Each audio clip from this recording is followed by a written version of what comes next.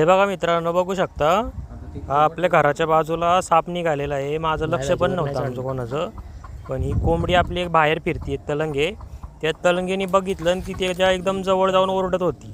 तिने आपल्याला म्हणजे तिकडं लक्ष वेधून घेतलं तिने त्या सापाकडे आमचं. आणि तेव्हा आम्हाला कुठं कळालं की तिथे साप आहे. आणि मला पहिलं तर बघून वाटलं की धामण आहे का काय, पण जवळ नंतर बघितलं मी ते नाग होता तो. हे आपल्या जवळपास पक्षी प्राणी असल्याचा फायदा किती होतो हे बघू शकता तुम्ही तुमच्या डोळ्याने. ती कोंबडी त्याच्यापासून लांब पण जात नाही, हे जवळच होती त्याच्या एकदम. हे बघा कशी स्थिर थांबते, कशी त्याच्याकडे बघत बसली एका डोळ्याने. खूप हुशार असतात हे प्राणी पक्षी. कोंबड्या भरपूर आवाज करतात. हे बघा हा जवळ आला तेव्हा मला कळालं की नाग आहे.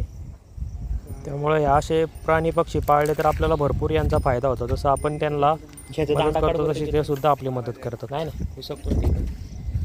तर जर खुडूक कोंबड्या जर